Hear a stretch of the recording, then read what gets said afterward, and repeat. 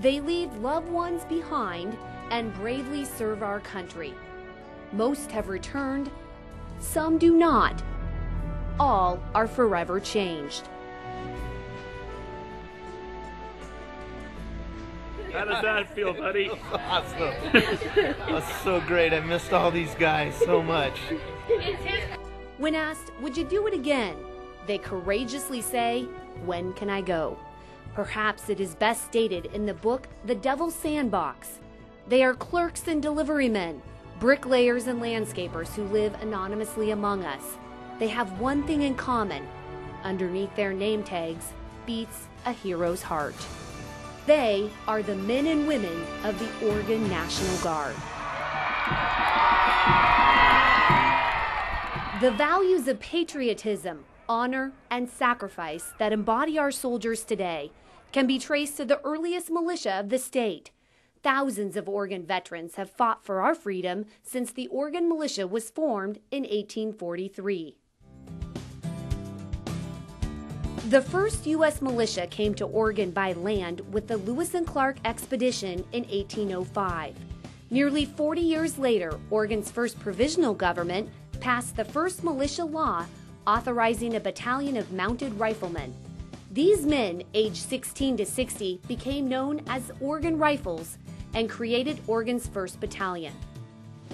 An attack of the Whitman settlers prompted the early government to act once again.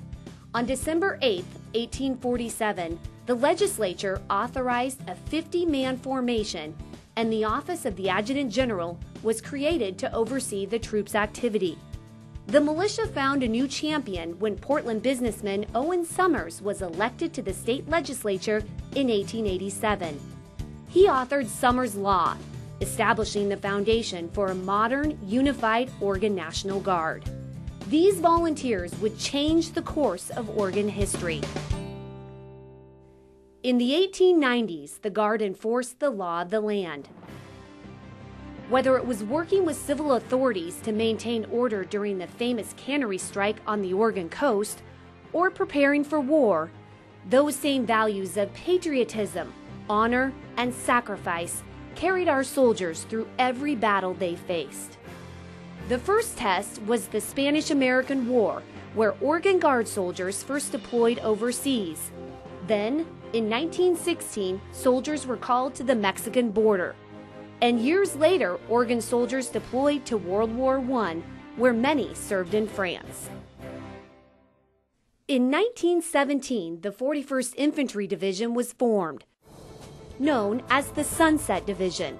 It would become a force to be reckoned with in the years ahead. In 1941, the 41st Division was called to fight in the South Pacific during World War II. They battled hunger, fatigue, and the heat of the jungle, but persevered for 45 long months. These soldiers took part in the longest deployment on record.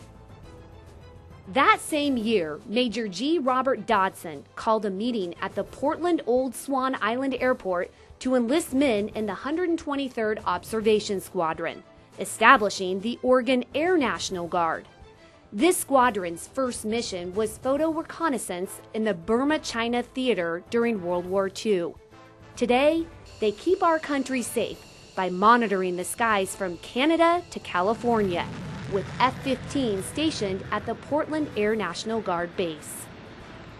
Over the next decades, the Oregon National Guard was called upon many times for state disasters and overseas deployments, from the Columbus Day storms in 1962 to the Oregon floods of '96. And from Desert Storm to Hurricane Katrina, your Oregon soldiers and airmen were there. The terrorist attacks of September 11, 2001, again brought the Oregon Guard to the forefront. Thousands of Oregon soldiers would deploy to Afghanistan and Iraq over the next 10 years, many several times. Home again, went to the war, got hurt, came back, goes to the war again, comes home. They left families and jobs to serve our country. Their stories should never be forgotten. They are the fabric of our freedom. Up until now, there has been very little space to preserve their legacy at the current Oregon Military Museum at Camp Withycombe in Clackamas. A capital campaign to rebuild the Oregon Military Museum has begun. It will be named after civilian aide to the Secretary of the Army Emeritus, James B. Thayer, a great Oregonian and World War II hero. His remarkable story is just one of many that will be told through the Oregon Military Museum. This is what we need in this state, something to be proud of for our military, and this is going to be it, in my estimation. The new museum will present prolific and inspired representations of Oregon's military history, welcoming military personnel, their families, local school children, and tourists. Education of our future generations is the mainspring of our effort. The museum will offer state-of-the-art multimedia displays showcasing the incredible sacrifice of our citizen soldiers and their families. The stories of these dedicated service members will be told for generations to come. Throughout the long history of the Oregon National Guard, our soldiers and airmen have responded. Let's ensure their stories are never forgotten. Join with us in the Oregon Military Museum Capital Campaign.